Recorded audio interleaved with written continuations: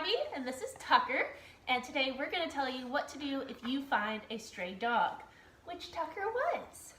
So the very first thing you want to do is you want to take a picture. So before you try to catch them, before you start to chase them, because a lot of these dogs that you might find as a stray, they're scared, they're really scared. And they may not like new people.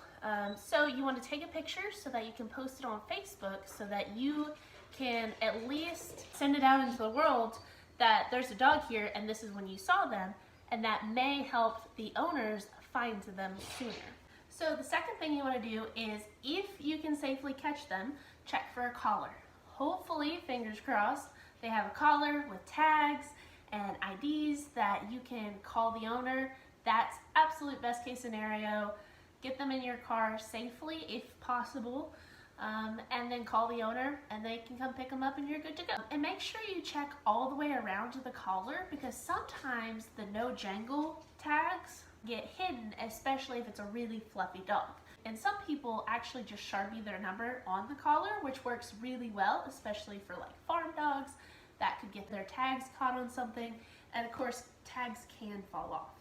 So check all the way around the collar for a tag, and if there's not one and you're in like a neighborhood setting, try knocking on a few doors. You may either find where he belongs, or you might find somebody who knows that dog and knows that he's a stray that's there all the time, or where he belongs. Big thing you want to do is you want to make sure that if you can catch them safely, you want to get them to a safe place.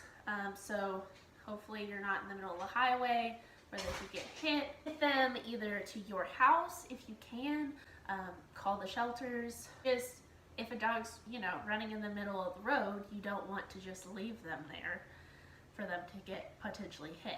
If you can get them safely, that's not always a possibility, unfortunately.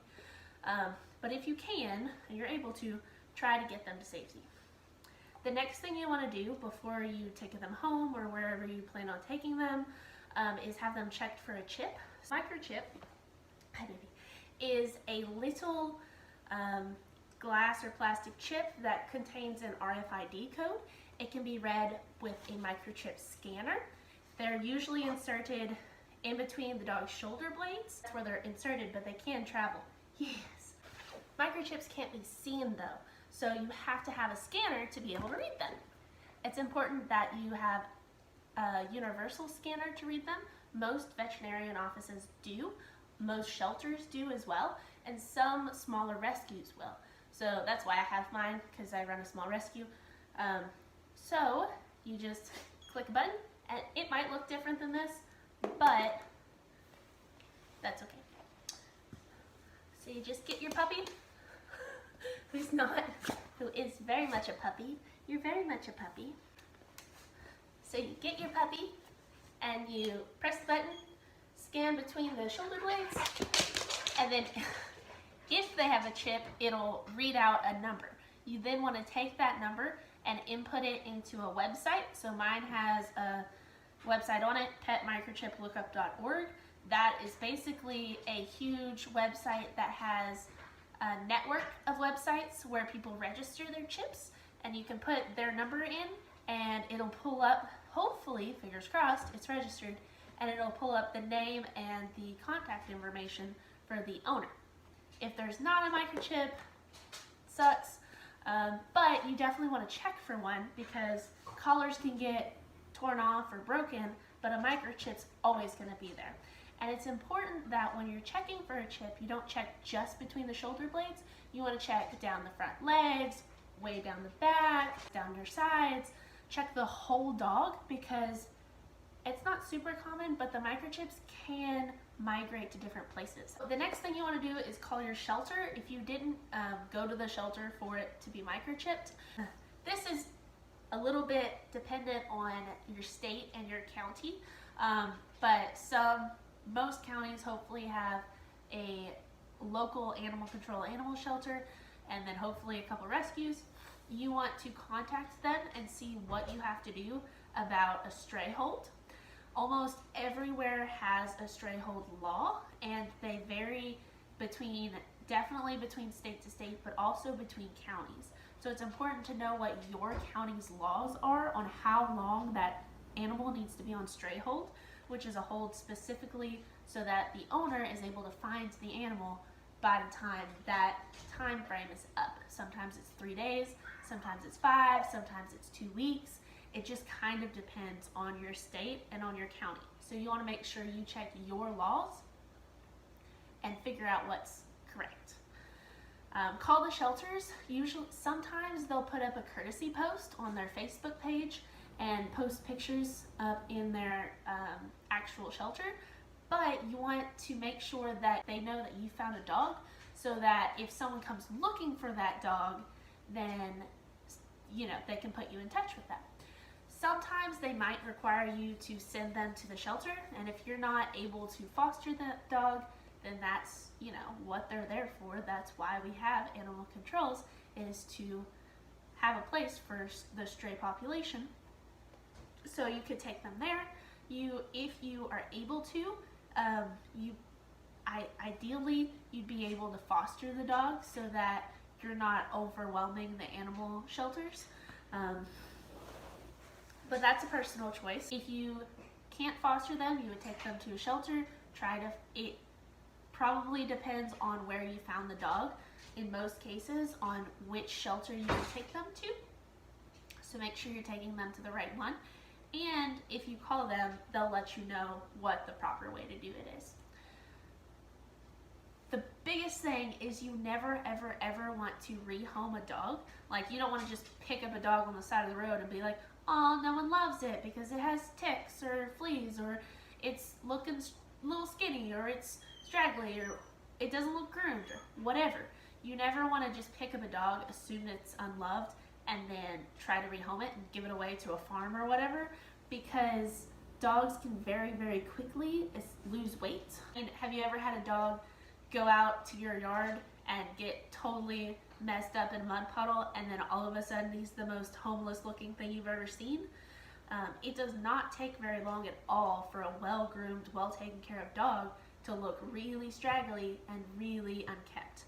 So it's important that you abide by stray hold laws, because one, they are laws, but also that very well could be someone's beloved pet, and you want to make sure that it goes back to its owners. Unfortunately, that's not always the case. There's not always an owner looking for him, but you need to give them a chance to find their baby before you rehome it. And if you choose to foster it through the stray hold and rehome it later down the road after that is complete, then you absolutely want to make sure that that dog is neutered and has been vetted, and vet the new adopter, but that's a whole new thing. But you, of course, want to have taken on the responsibility for that pet, and you need to make sure that he's taken care of. Neutering and vaccinations are absolutely a part of that. Like Tucker here, he was found on April 3rd in Cleveland, Tennessee, and his owner has never been found. It's now April 19th. He's been neutered and given up to date on shots, has been heartworm tested, and is on heartworm prevention, and he is looking for his forever home.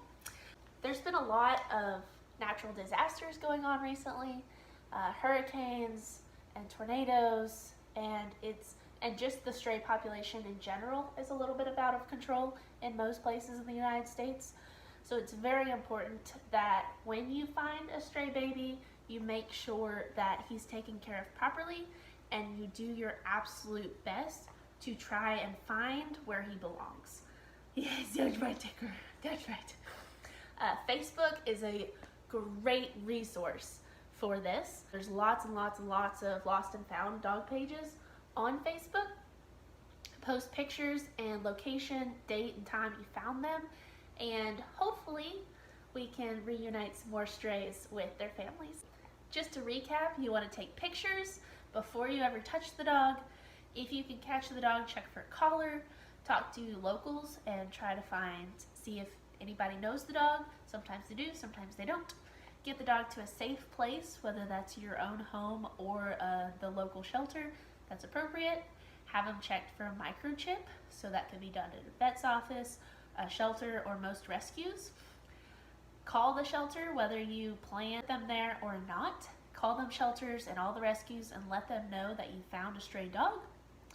Post on Facebook there are other websites for lost and found dogs. Post on there to make with pictures, date, time, gender, all the information that you have about the dog. Yes.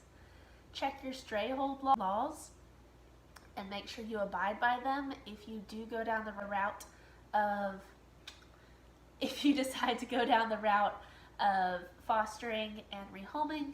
And always, always, always make sure that the dog is properly vetted before you rehome them, especially including neutered. Whether that means you pay for the dog to be neutered, which can be done at low-cost spay and neuter clinics, or whether you drop the dog at the vets for the adopter to pick up after they've been neutered and the adopter to pay for it. Either way, make sure that you're doing your part to reduce the stray population in the future by having neutered pets. You're right, Tucker. You're right. So, I hope this was helpful and educational, and please share so that other people know the proper way to take care of strays. And I hope eventually the stray population is no longer a thing. Thanks, guys. Bye. Say bye. Bye.